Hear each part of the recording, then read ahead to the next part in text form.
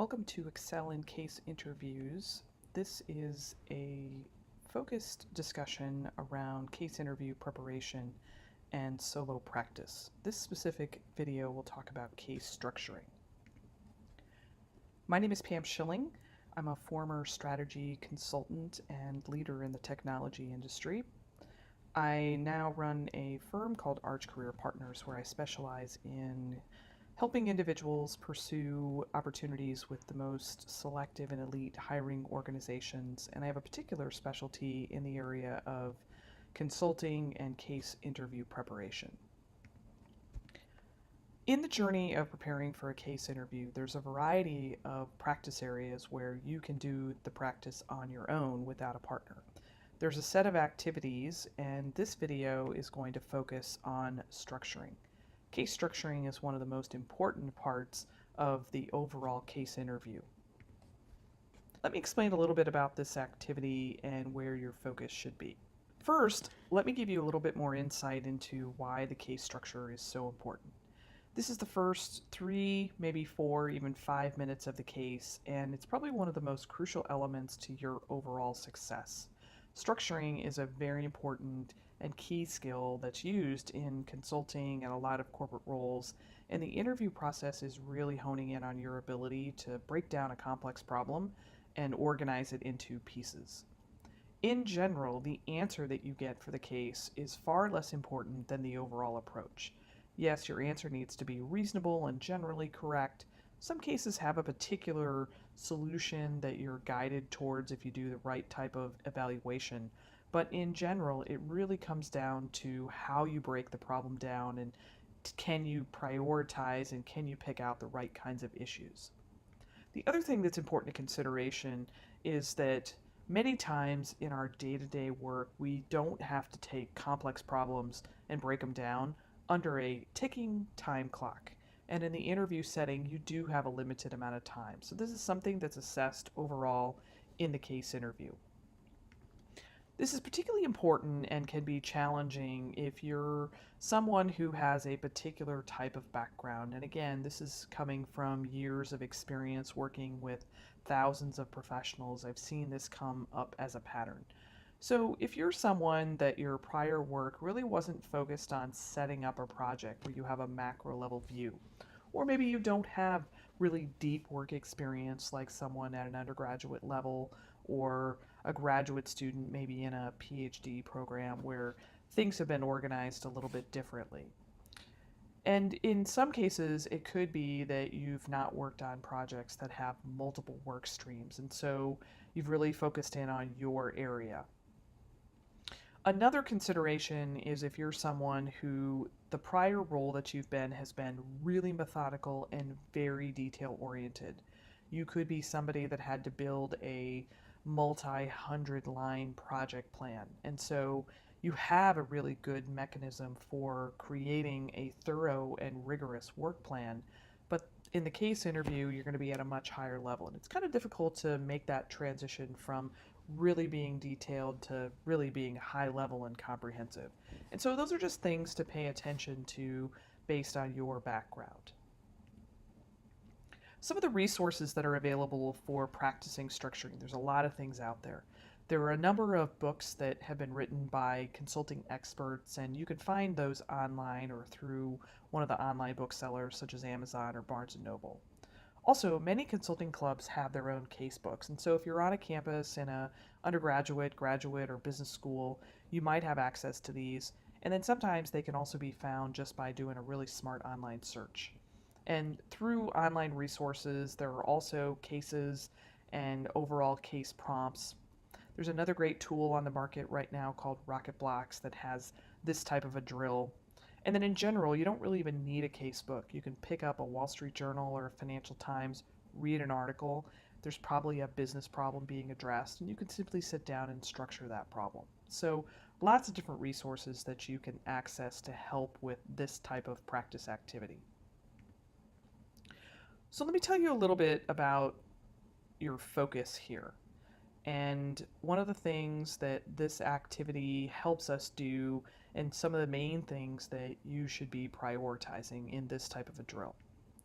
So there's really 5 high-level things that I'd like for you to remember as you're practicing case structuring. So, as you're putting together a structure, number one, keep your structure simple.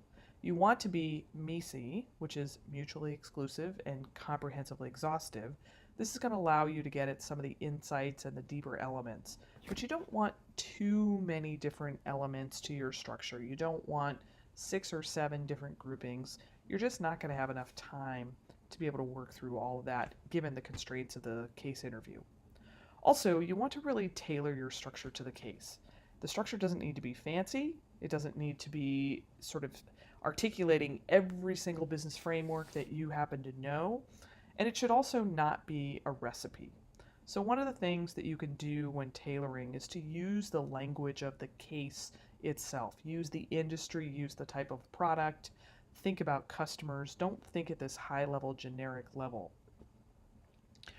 One of the things that most people lack early in their case preparation is being comprehensive in their structure. And by comprehensive, I mean putting in bookends that cover kind of the outer points of the case. These are some of the things that can really allow you to get some deeper understanding of the business problem, the matter at hand. But when you're comprehensive, you also have to prioritize. The other area that I think is really important when we talk about case structuring, it's remembering that you're using hypotheses to drive your case. The hypotheses are really what guides your structure. And so what that means is the structure should be framed as an analysis. It shouldn't necessarily be a data gathering list or an aggregation of all the information that you're going to gather.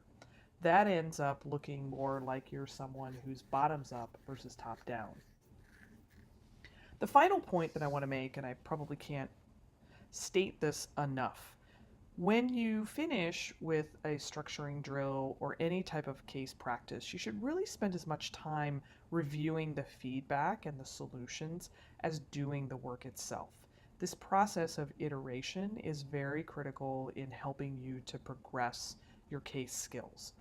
What that feedback does is it helps you identify the gaps, and then from those gaps, you can focus on certain areas of preparation. And so learning where you're falling a little bit short is going to help you prioritize where you place your attention for your ongoing preparation. So what I'm going to do next is take you through a couple of illustrative case structure problems. So in this part of the video, what I might suggest that you do is pause in certain places, allowing you to work the problem and then go through and review the quote solution that I presented.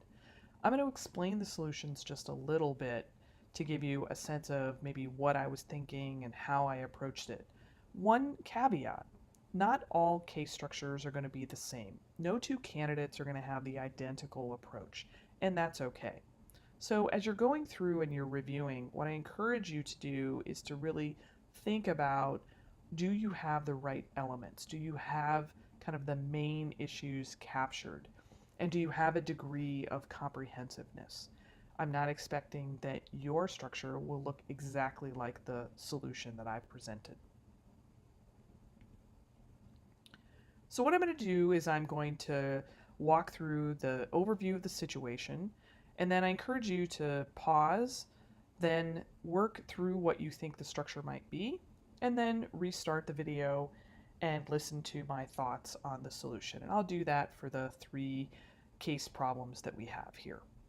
So our first case is called Help Our House, and here's a little bit about the situation that we're facing.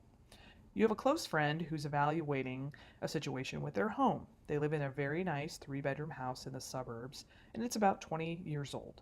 It's in need of some updating, and particularly in the kitchen. They could also use an extra bedroom, and really they should finish the basement. Your friends are debating if they should remodel the house and add these elements that they need, or if they should buy a new home to get a real fresh start. Knowing that you're someone who's pursuing an education, maybe an MBA or a business degree, or is an aspiring consultant, they want your input. They would like to get your advice on how to make this choice. So help your friends evaluate the remodel, or should they buy a new home? That would be the focus of your case structure. So at this point, I encourage you to pause, take 3 to 4 minutes to map out your case structure, and then continue listening.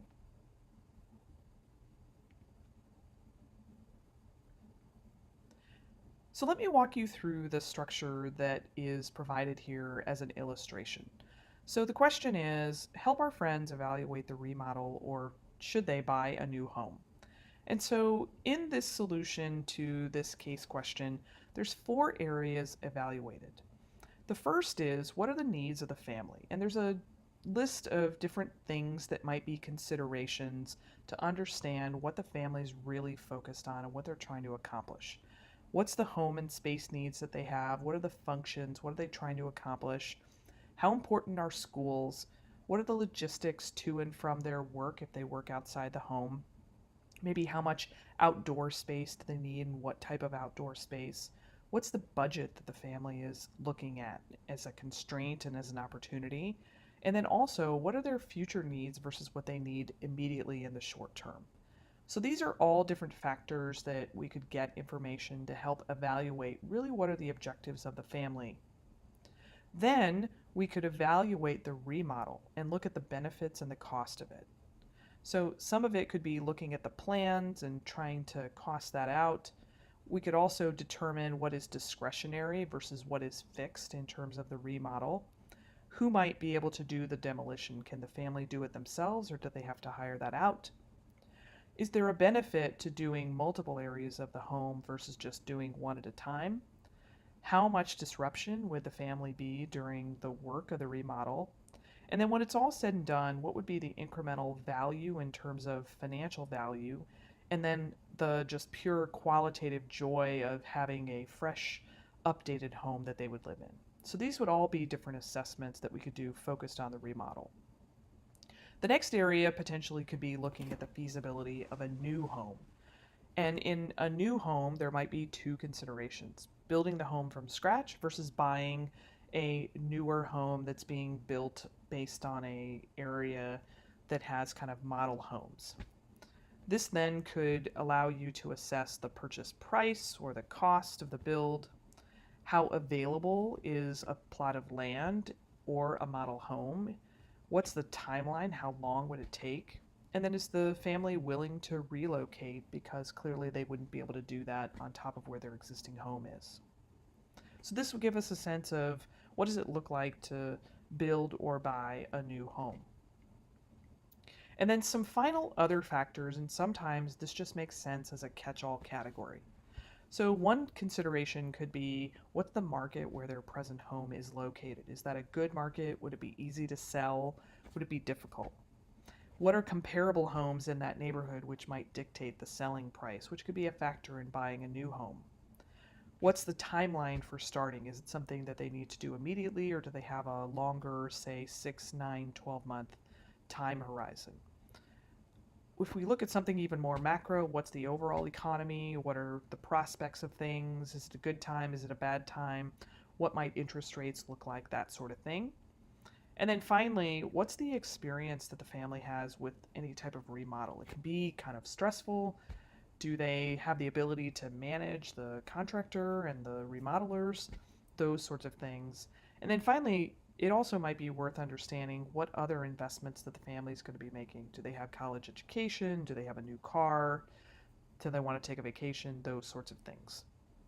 So if you take a look at your structure versus some of the ideas that are brought up here, it might be worthwhile to take some notes and to identify where you've got similar elements, where you've got some missing elements, and just make sure that there aren't big gaps in terms of your thinking. So if you're focusing more on the qualitative things, great. If you focus less on the quantitative, that might be something to think about in the next case structure that you do. Okay, I'm going to move on to the next example now. Our second question has to do with Tony and Karen. So let me share a little bit about the background of this situation. We're working with Tony's Tacos, a national franchise with a reputation for authentic and fresh, fast casual Mexican food. The client feels the taco market has become saturated and is exploring new options for growth.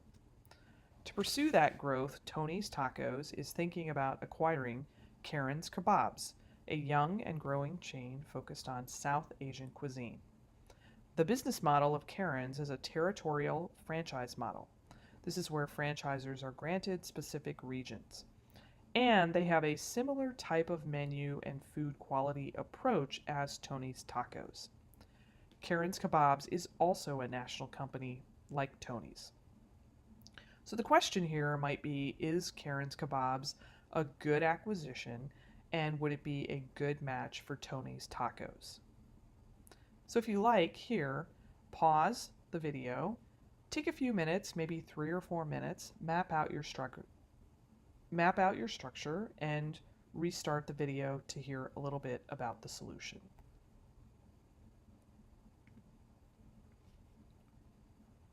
So let's talk a little bit about a potential structure for this question for Tony and Karen.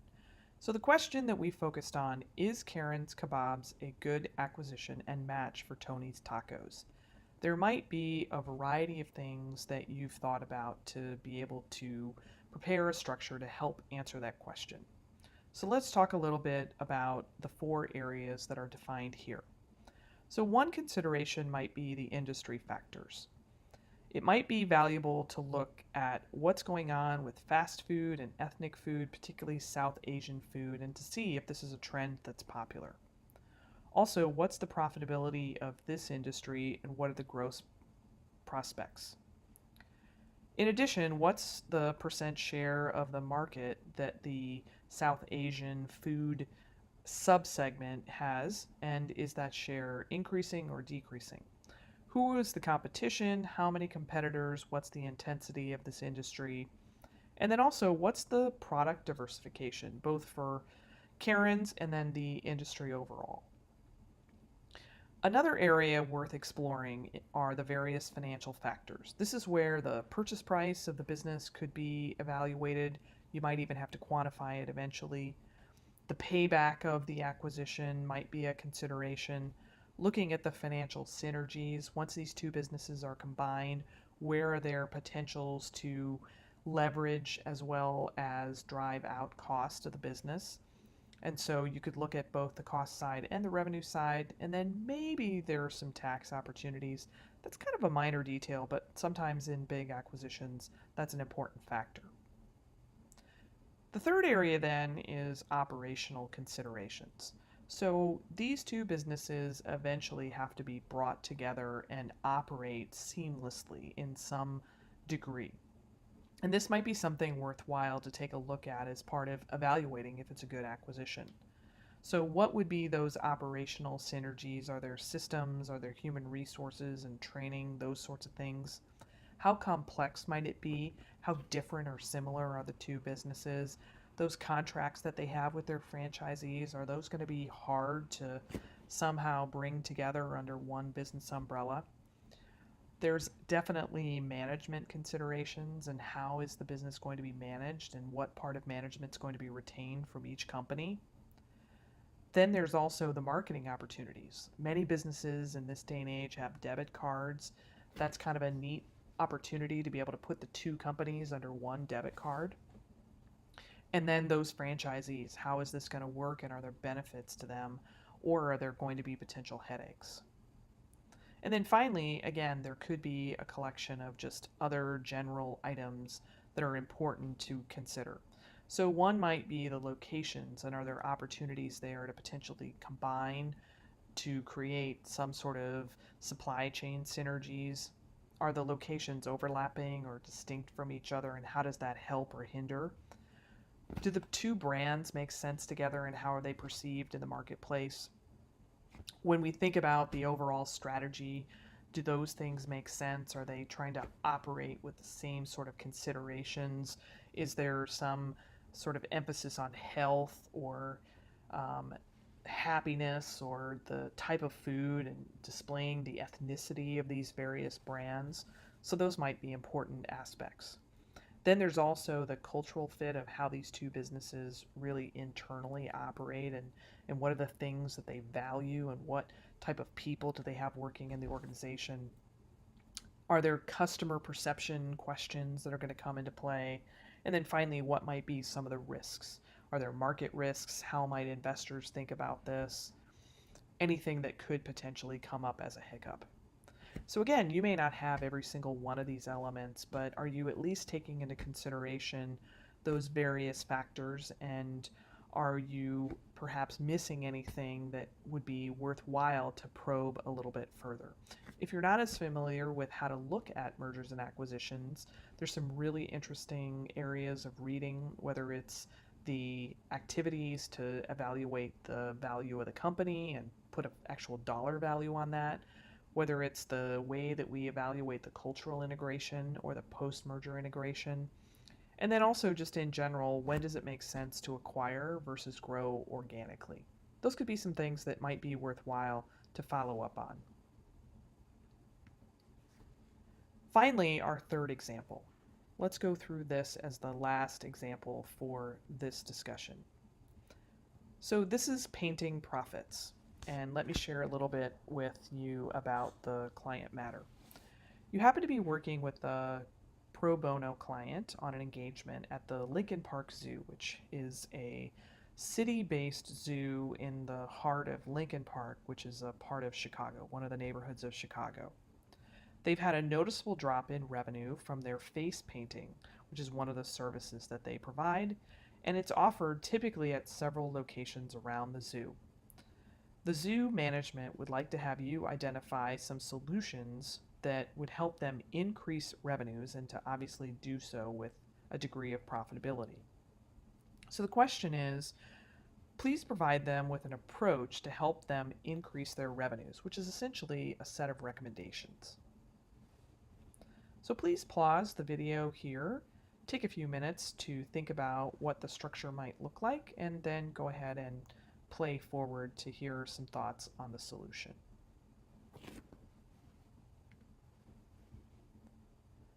So let's think a little bit about how we might approach this problem for the Lincoln Park Zoo. And our attention should be on helping them increase revenues from their face painting service.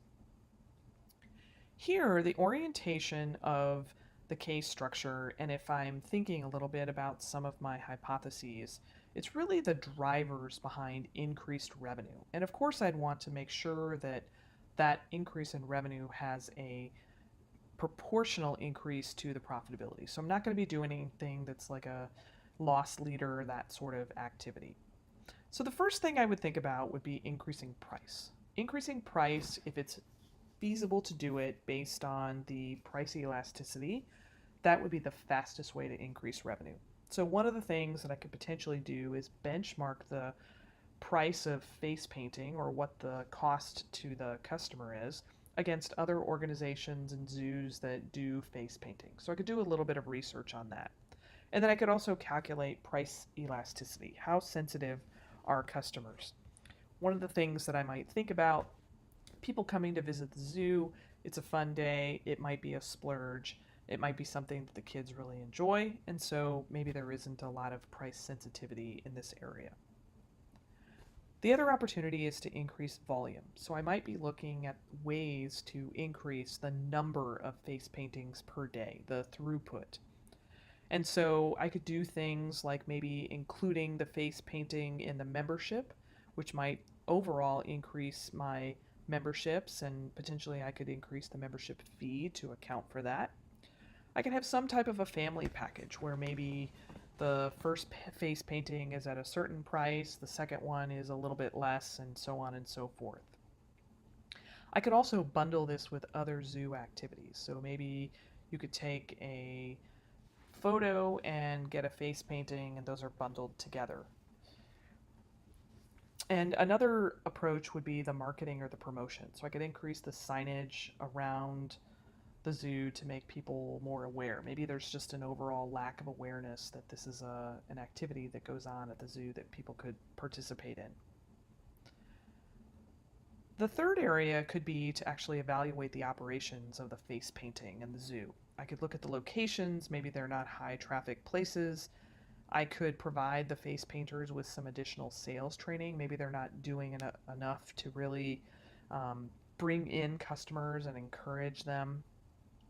I could add additional face painters around the zoo. There's clearly a cost there, but maybe it's worthwhile. Maybe it's just not a visible enough activity, or maybe there's too long of a line and people walk away.